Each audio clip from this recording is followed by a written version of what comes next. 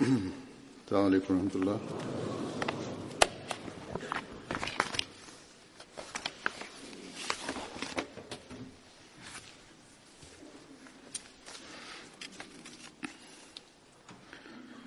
أشهد أن لا إله إلا الله وحده لا شريك له وأشهد أن محمدا عبده ورسوله أما بعد فأعوذ بالله من الشيطان الرجيم بسم الله الرحمن الرحيم الحمد لله رب العالمين الرحمن الرحيم مالك يوم الدين إياك نعبد وإياك نستعين اهدنا الصراط المستقيم صراط الذين أنعمت عليهم غير المغضوب عليهم ولا الضالين.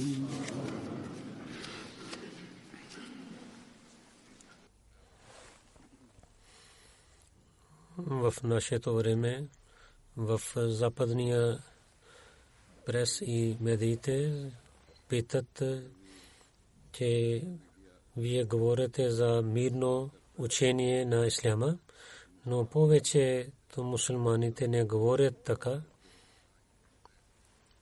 и нито те мислят, че вие сте мусулманин. Повече хора не мислят, че вие сте мусулманин. И броят на ахмадите срещу другите мусулмани е много малко. И когато положението е такъв, тогава ахмади как ще претендират, че ще вървят по пътят на исляма. Един журналист питал този въпрос в Германия и също казва, че другите мусулмани как вие ще казвате на другите мусулмани те да вървят по това учението на исляма? Ние винаги даваме отговор, че ние говорим за това учението на исляма, това от Корана и от хадисите и от работата на примера на пророк саллаллаху алейхи ва саллям представим. Ние не казваме само с думите, че да действат тези неща на другите или да дадем отговор само на отговорите на техните въпроси или да гледайки състоянието на това нещо. Не говорим тези неща само за положението, което има в света.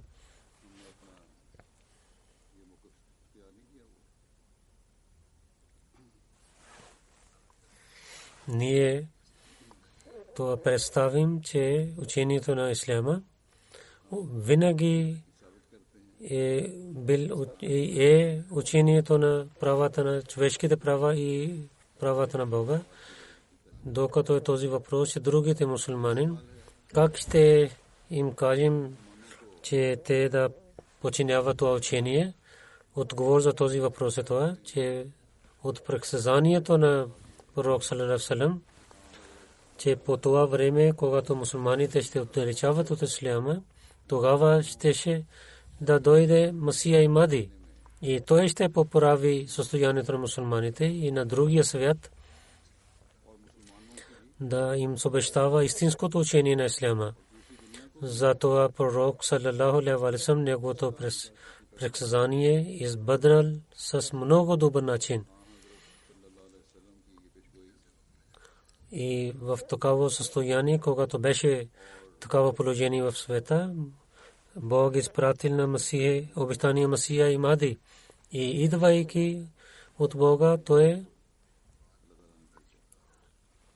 ни учил истинското учение на исляма и всеки той ни разказал знанието за всеки заповед от исляма и ние Ахмади мусулмани, които вярваме в обещания Масия, Мауд, Масия и Махди. И ние чрез него на мусулманите и на немусулманите ние разказваме това истинското учение на исляма. Нашата работа е да проповядваме. Ние работим като мисионерите. Това ние вършим. И ще вършим, иншаллах таала. Божиите джумати, те нямат развитие през дините, но бавно те разпространяват и имат развитие. Ние им отговорим, че вие казвате другите мусулмани, как те ще вървят по вашия път. Джамаат Ахмадия, който сега е в милиони, повече в този джамаат, повече мусулманите влязоха в този джамаат, които разбират това съобщение и когато това става ясно истинското учение на исляма и те знаят за претендирането на обещания Масия алейхиссалату вассалам и те познават и разбират предсказанията на пророк саллаллаху алейхи ва саллям от мусулманите, повече те влизат в нашия джамаат и от другите религии те влизат в нашия джамаат и иншаллах таала това, което гледаме малката група, това ще стане една голяма група в един ден. Това е обещанието на Бога и примери за това ние всеки ден гледаме. Всяка година хиляди хора влязат в джамата и повече от тях са мусулмани. И въпреки това, че ние нямаме ресурси, много малко имаме мисионерите, но пак Бог дава необикновените резултати. И много са такиви, които влизат в джамата, на който Бог напътства към правия път. Чрез сънищата много хора, чрез сънищата се познаха с обещания Масия алейхиссалату вассалам и джамата.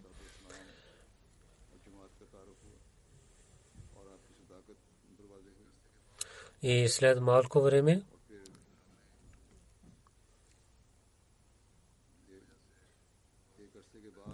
понякога те гледаха тези сънища през детството или когато бяха млади, или преди много време те гледаха, но чрез някои неща те разбират тези неща и така те правят бейт.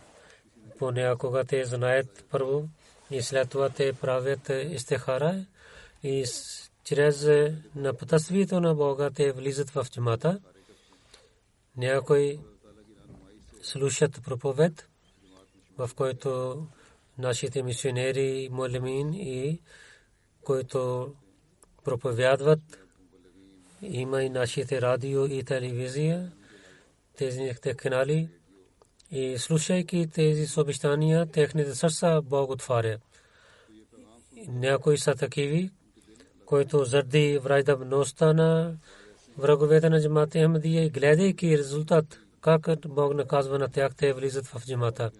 Някои гледат знаците от Бога, когато Бог каза на обещания Масия алейхиссалату вассалам, че аз ще ти дам уважение и ще разпространявам твоята група. И 1883 година, когато нямаше джамаат, той не е претендирал. Много малко хора запознаха с него. Бог тогава каза на него,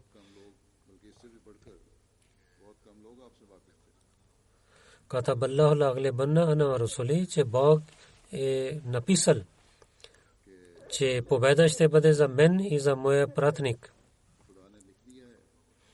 Тогава той не е претендирал, че той е обещания Масия и Махди. И след това Бог каза на него,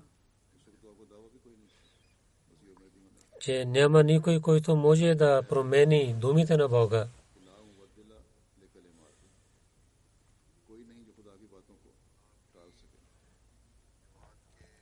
Неговия джамаат да разпространява и да има развитие джамаата. Има и много други откровения. Бог каза, че аз ще ти дам развитието и това е група, която обича на теб, ще има много развитие.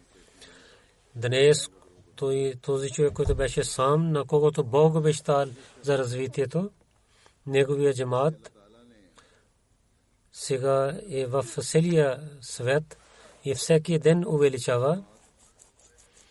Всеки ден влизат новите хора. Бог как отваря пътищата, как напътства хората. Няколко разкази от тези хора, които участваха в джамата, ще ви представя. Чрез сънищата има няколко случки. От Казан нашия мисионер пише, че един приятел, Сан Сафи Лоев, имаше връзка за проповед и отговори въпроси правихме. След малко време той правил бед. Разказвайки за своя бед, той каза, че Бог в съня му показал, че в Сирия има две групи, които воюват помежду си. По времето на война идва третата група и казва на двете групи, че вие убивайки един на друг, вършите жестоки неща. Спирайте тази война и да станете мирни. И тогава, слушайки на третата група, те изоставят своите оръжия и започват да прегърнат с един на друг.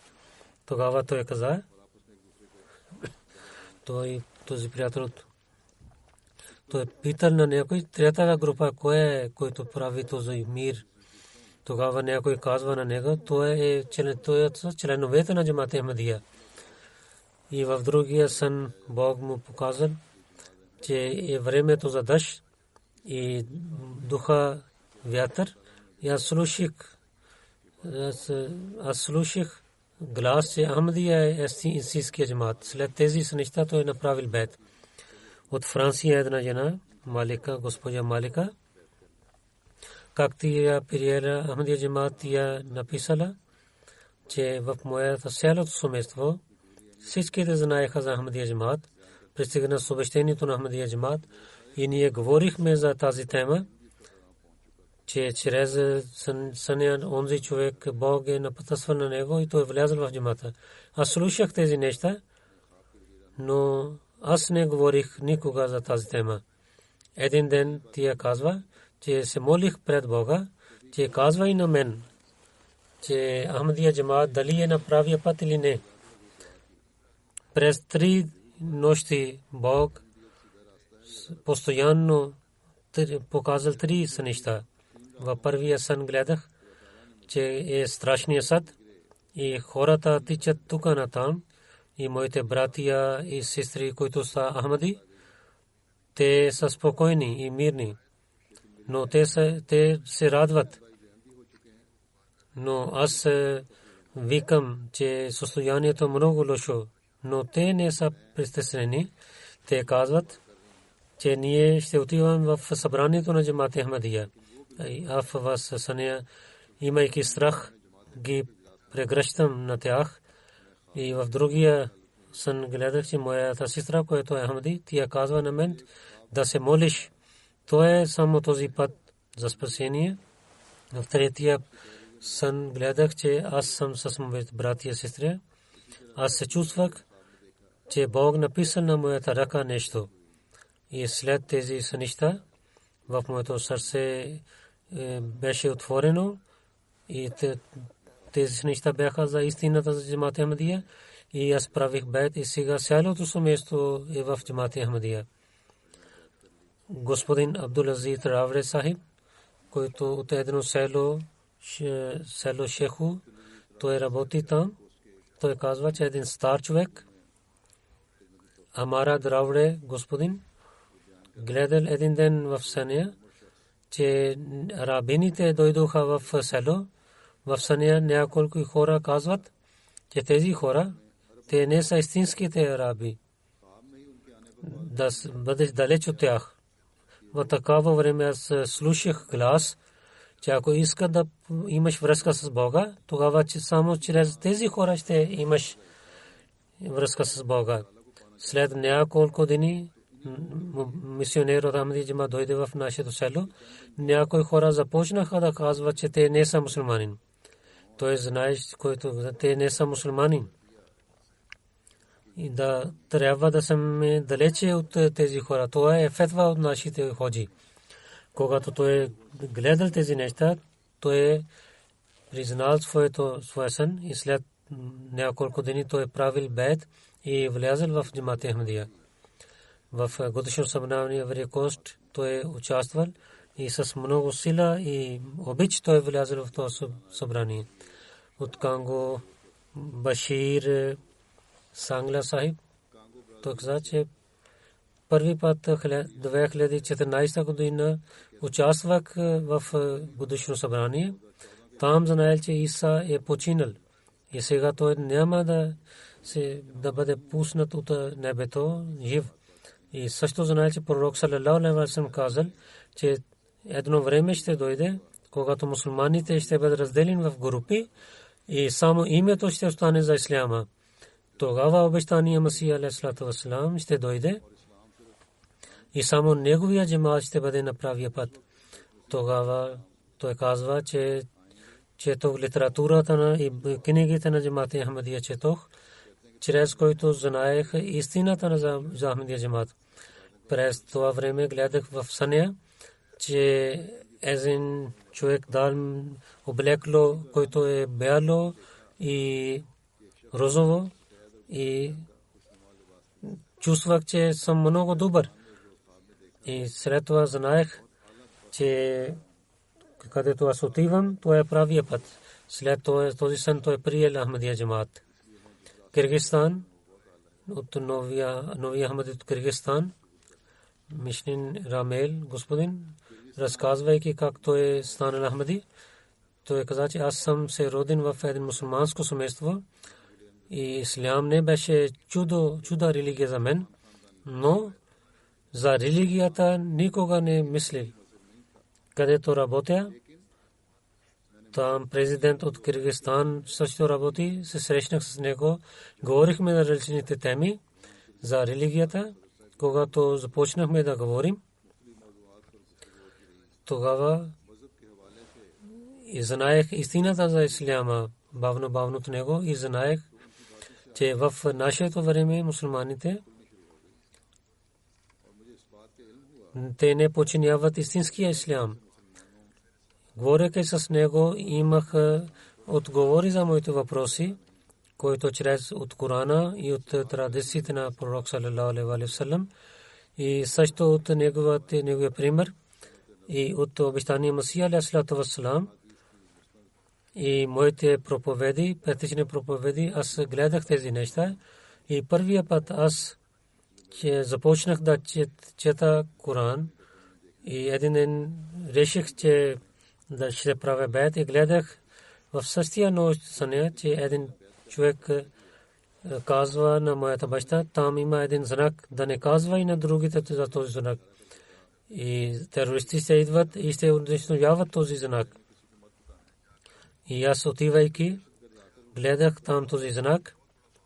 Там беше една градина и там имаха петиции и мислих, че как хора ще скрият този знак от Бога. И под същото време аз летих като една птица и отидох в къщата на приятел на моя баща. Те пиеха чай. Те мислят, че аз съм един само една пътица. Аз казвам на тях 3 пъти Аллаху Акбар. Те се очудват и се страхуват, че една пътица как може да говори. Аз пак летя към лебето, там аз станах като един ангел. Гледам към земята, че всичките хора са умирани, никой не е жив. Той казва, че отивам в своята къща, в съня, влизайки в къщата, аз се събудих. След този сън той реших, че Бог ми е дал духовна сила. Затова той казва, че аз правих бейт и влязох в джамат Ахмадия. Абдул Хади Сайб е от Египет. Той казва, че преди да зная за Ахмадия джамат, в съня гледах, че аз съм в една пустиня и няма никой и път и не знаех къде вървя. По това време един добър човек идва, Божий човек идва и той вземайки на мен показва един друг път. Чудо е това, че аз без да се кара с него, аз вървя по този път, където той показва на мен.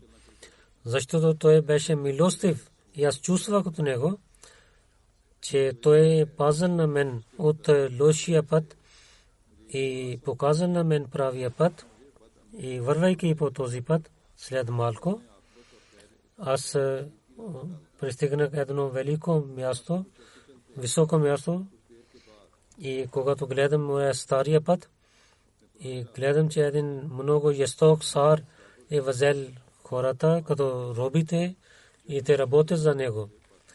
И мисля, че ако аз бях на същия път, аз също бях като робин. И в съня гледах, че може би този човек, който Божий човек е Мусей.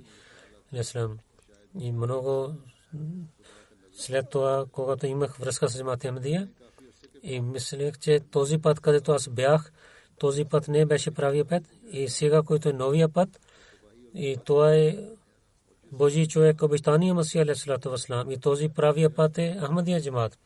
Тези няколко примери ви дадох от Каган, Киргизстан и от другите Европа и от Африка и някои от Централна Америка, някои от Арабия, от различните народи, различните езиците говорят, но Бог ги напътства само с един начин. Кой прави това?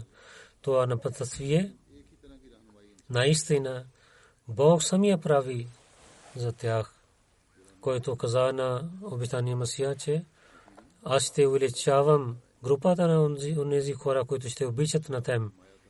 От Маракеш един Ахмади пише как той стана Ахмади. Господин Шакур, че в началните дни, когато се знаех за Ахмади джамат и гледах програмата Ликам ал Араб, аз в съня гледах, че четвъртия халиф, рахимахуллаху таала, той върви към върха на планината. Той има бели дрехи. Той казва, че вървейки след него, аз пристигнах до височина и там гледах една много силна светлина, която е навсякъде. И гледах, че може би това, че съня излиза. И аз се страхувах. И аз бавно вървих. Хазур, чувствайки това, четвъртия халиф, чувствайки моя страх, гледа назад и неговото лице беше светло лице и моето сърце действа, гледайки на него. И знаех, че не знам, че какво има на другата страна на планината, където излиза светлина. Той каза на мен, вървей след мен и да нямаш страх.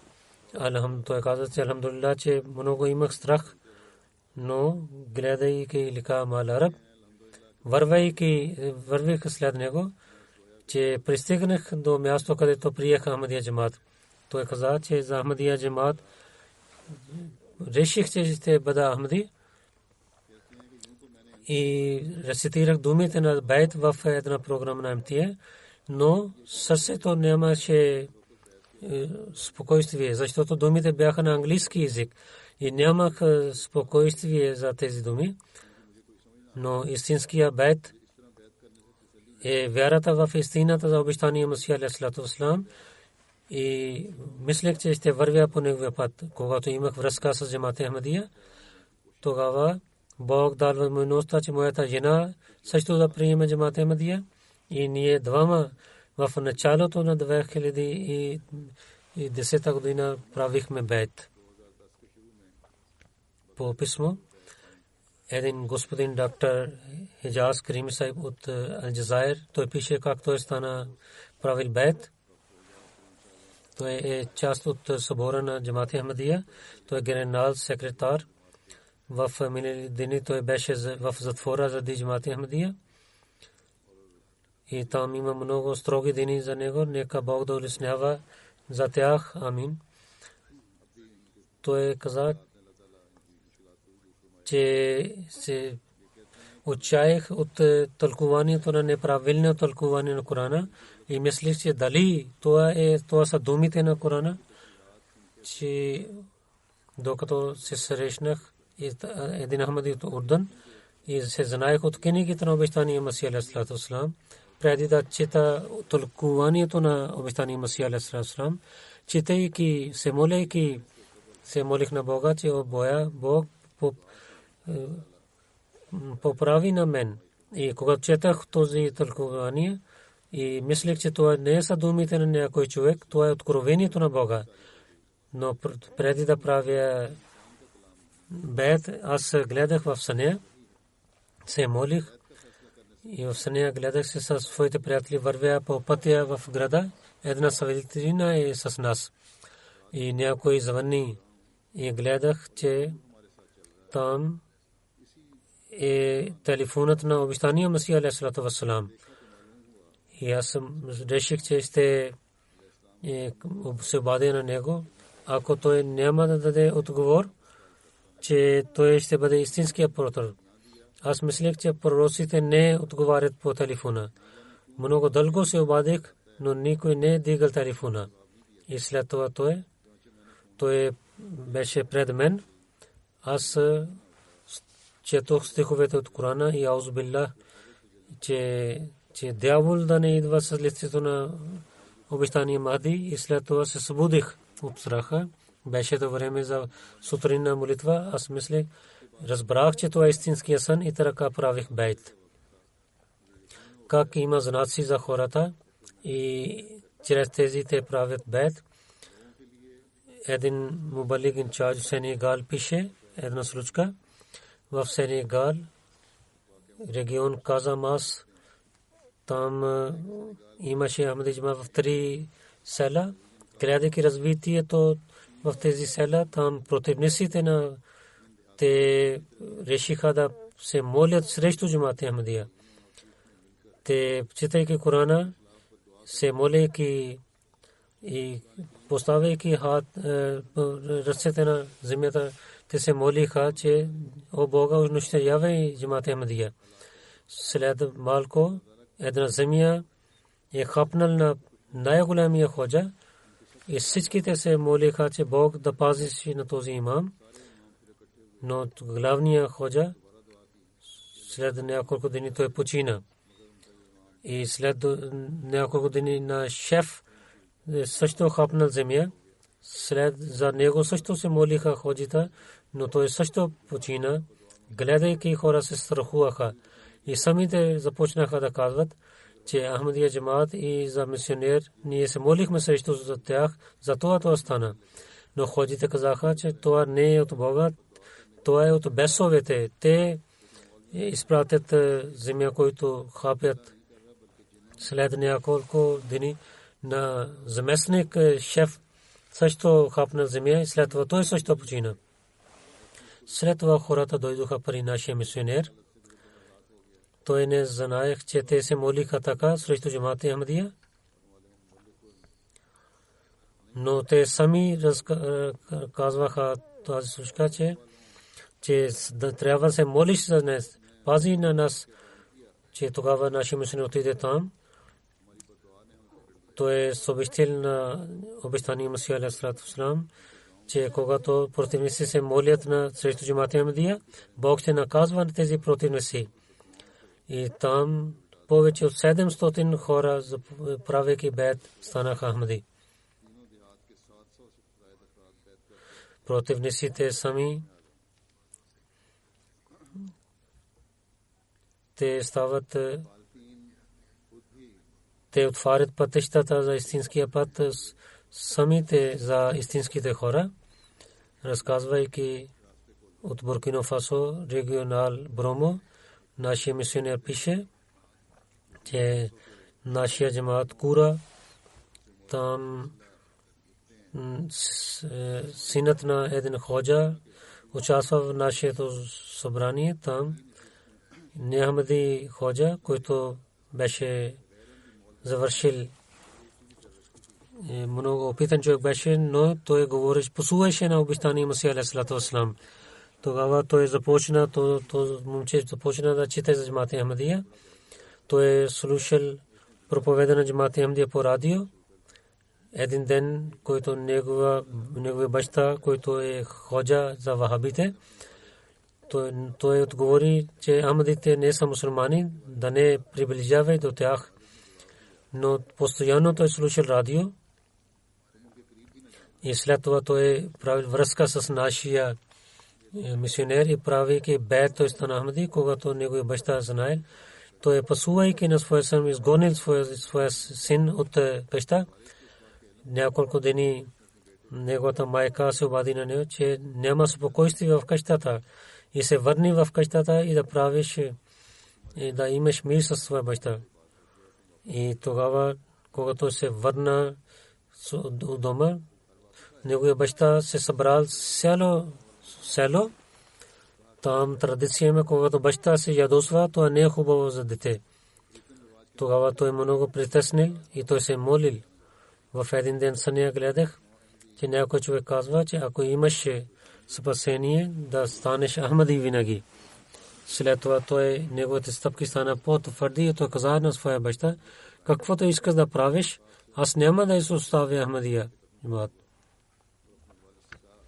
От хиляди километри далече, които хора живеят, там Бог сложи в техните сърца и също прави техните стъпки твърди за Ахмадия джамаат. Бог чрез истинското учение на исляма, където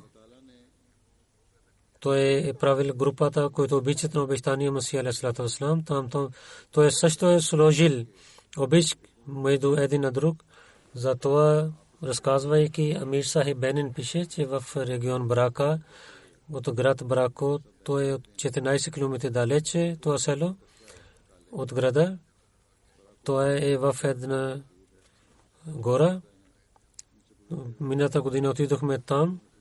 Там правиха бейт също хората. Тази година ние правихме едно събрание по дърветата, сянката на дърветата. Там дойдоха, когато нашата група пристигнаха там и хората, зовайки Аллаху Акбар, и срещнаха с тази група и ние станахме много спокойни. Един човек, казвайки своите мисли, каза, че хора, това е пътя за истината, който ни е дал живот. Това е истинския ислям, който ни учил обич. Не Ахмади ходжа, разделяйки на нас, той е опитал, че ние да имаме омраза към един на друг. Но Ахмадите сложиха обич в нашите сърца. И така един нов Ахмади, президент на джамаат Нору. Ахмадият ни учил истинския ислям. Когато отидохме в годишно събрание, гледахме, всички са равни. От село и градове всички събираха на едно място. Никой не караше на другия човек. Всичките бяха Ахмади. И това е благословието на Бога, че ние се молихме. Един нов Ахмади каза, че ние сме благодарени на Ахмади джамаат, че ние, които живеем в гора, ние станахме истинските човешки хора. и мисионерите на Ахмадия джамаат така възпитаваха на, че всичките казват асаламу алейкум един на друг. Бог от мусулманите, от немусулманите, как добрите хора влизат в Ахмадия джамаат и дава им постъпките, твърди стъпки за джамаат Ахмадия. Амир Сайф Сералун пише, че един джамаат от село миналата година беше един новия джамаат, но ходжа там той не правил бейт по това време. След малко време, когато той е зовил, че той ще стане Ахмади, някои лоши хора пристигнаха там. Пристигайки тези хора там, каза на ходжа, тази джамия е от малкия група, или да оставиш Ахмадия джамаат, или да не станеш ходжа за тази джамия. Тогава този имам каза, че аз четох дълго време и зная за Ахмадия джамаат и приех Ахмадия джамаат. И аз съм имам и повече зная от вас за тези неща. Аз искам да ви кажа, че Ахмадия е истинския ислям. И давам вашата джамия на вас, но няма да изоставя Ахмадия джамаат. Има и такива ходжи имами, които разбират истината и Бог им дал знанието да разбират. И срещу тях има пакистаните ходжи, които само има своите чувства и само пълнят своите кореми. От Бенин нашия локален мисионер Тофик Сай пише, един господин Бамо Соро, той стана Ахмади от християнство. Този човек, неговото село Хети, той каза, че ние да отиваме. Той каза, дали хора няма да приемат, дали хора ще станат срещу нас. Аз съм Ахмади и винаги стана Ахмади и сам ще проповядвам за Ахмадия джамаат. Това е силата в новите Ахмади и това е пример за старите Ахмади. Когато проповядваме там, тогава 20 хора правиха бейт и след това един студент от Джамия Ахмадия пристигна Башир Сахиб там и 100 хора също приеха Ахмадия джамаат. Гледайки развитието на Ахмадия джамаат, ходжата там започна срещу Ахмадия джамаат и всеки ден сутрин той започна да разказва срещу Ахмадия джамаат, но Ахмадите имаха твърди стъпки. И първия Ахмади Баме Сура Карим каза, докато джамаат няма място за джамията, до тогава време моята къща ще стане като джамия с благословието на Бога. Ахмадите започнаха да се молят петъчна молитва и Байрам също се молиха. И ходжата гледа, че Ахмадия има развитие. Той отиде в къщата на Баме Сура Карим и каза, че ти си кафир, неверник. Тогава Карим Сахиб каза, когато бях християнин, по това време никой не съобщил на мен за исляма. И сега, когато съм Ахмади мусулманин чрез Ахмадия джамаат, ти казваш, че аз съм не мусулманин, аз съм неверник, аз съм Ахмади и така ще умирам. И така ходжа излиза с унижение от там. И този човек стана един много добър проповедник. Той проповядва с много сила и проповядва там на различните места. И той чрез него има новите Ахмади от Буркина Фасо, локален мисионер. Конате Абдул Хайсай пише, един нов Ахмади, Джало Ибрахим каза, че въпреки че той беше мусулманин, той много алкохол пиеше, толкова пиеше алкохол, че хората мислиха, че той е луд и никой приближаваше до него. Един ден той стана болен и никой дошъл при него да се срещна. След това той започна да слуша Ахмади радио и Бог ми напътствал на него, той стана Ахмади. Той изоставил да пие алкохол, но след малко пак той стана болен. Този път той стана толкова болен, че аз ще умирам. Той се молил, о моя Бог, ако обещания Махди е истинския Махди, тогава дай на мен дълъг живот. След това Бог приел неговата молитва. Бог не само дал здраве на него, такава здраве му дал, че той също участва в годишно събрание. Той каза, че то е само беркет, от който приех обещания Махди. Аз съм жив само заради това, че аз приех истината. От Айври Кост един приятел, Тамиле Сахиб, разказва случката как той приел Ахмади джамат, че той каза, че аз служих пред идолите и гледах в съня. Една стара жена дава на мен келим за молитвата и каза, че да се молиш. Аз не разбрах това. Отидох при една ходжа. Той каза, че това означава ти да се молиш. И отивайки в нея Ахмадите, там отидох и се молих, но моето внимание беше към идолите. И след това в съня същата жена каза да се молиш. Аз много притеснах, че аз започнах да се моля и защо пак тя казва. И аз отидох в голям брат, който е Ахмади. И разказах на него този сън. Този брат каза, това означава, че ти да приемеш Ахмадия джамат. И имах връзка с мисионер джамат Ахмадия, знаейки за джамат Ахмадия, правих бейт. Преди бейт се молих, но моето сърце винаги се обръщаше към идолите. Но когато приех Ахмади, благо Бог сровил на мен, че този внимание към идолите изчезна от моето сърце. И истинския молитва се молих чрез Ахмадия. То бъркат от Ахмадия джамат се запознах с истинския Бог. Тези случки от новите Ахмади, те са примери за старите Ахмади. От Казан мисионер пише, че юни 2014 година джамат Казан, че Ибрахим Сахиб там поставихме на снимка на обещания Масия алейхи салам.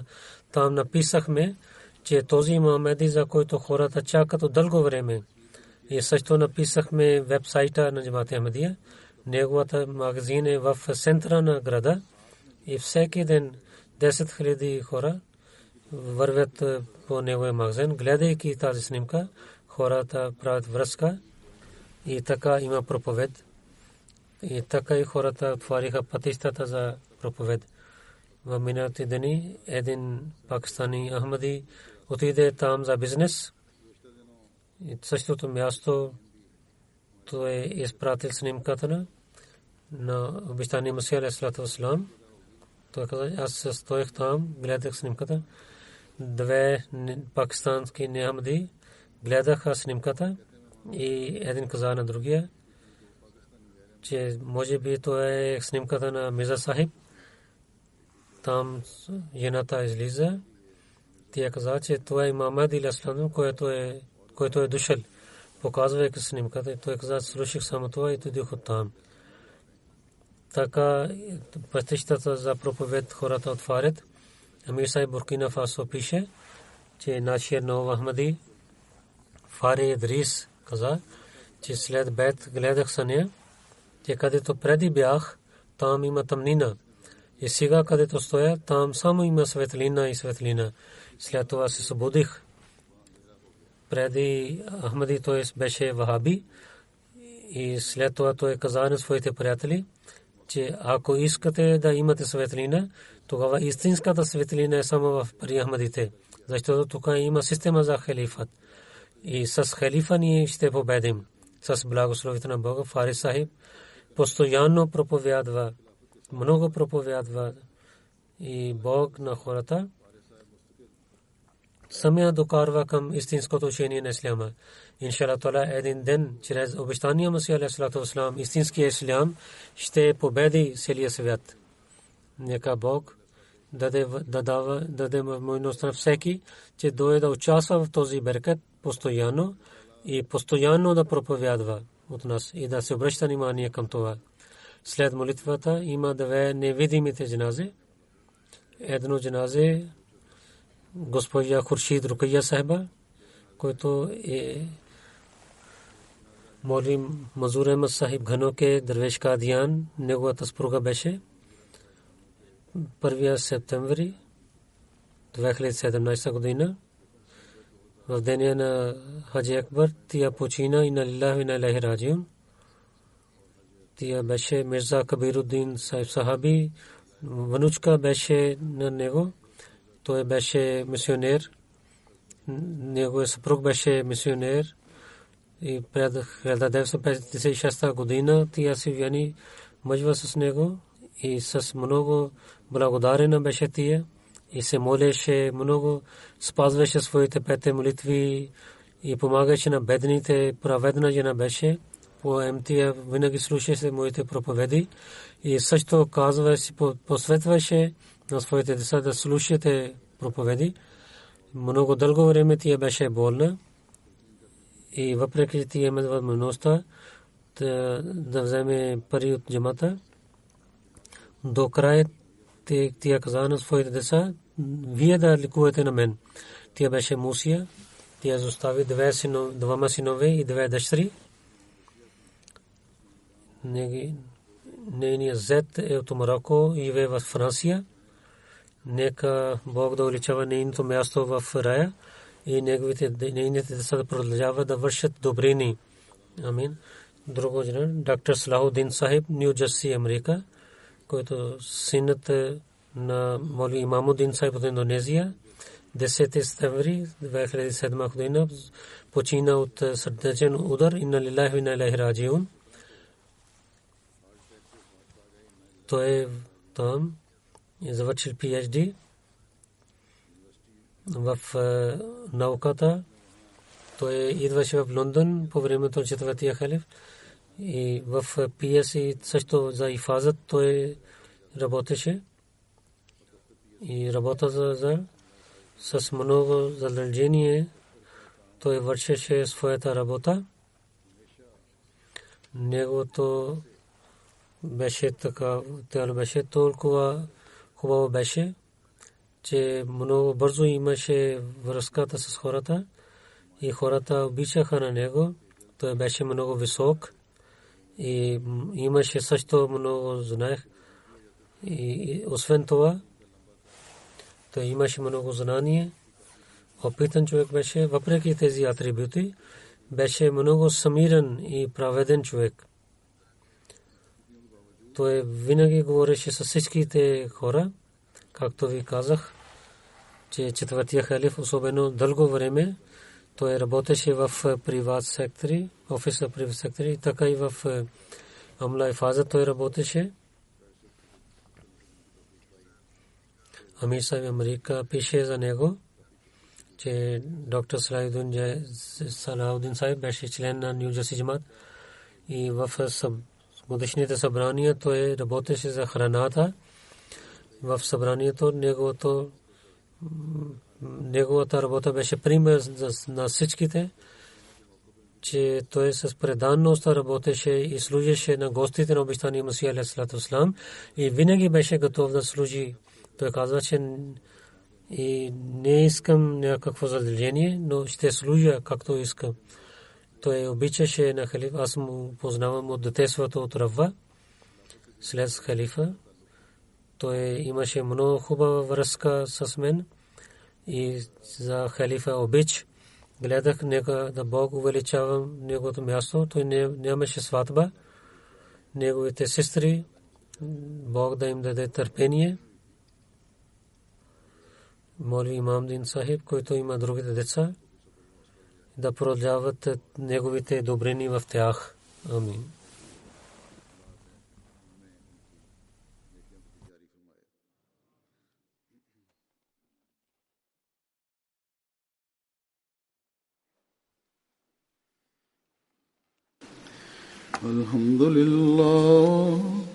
الحمد لله نحمده ونستعينه ونستغفره ونؤمن به ونتوكل عليه ونعوذ بالله من شرور أنفسنا ومن سيئات أعمالنا من يهده الله فلا مضل له ومن يضلل فلا هادي له ونشهد أن لا إله إلا الله ونشهد أن محمدا عبده ورسوله عباد الله رحمكم الله إن الله يأمر بالعدل والإحسان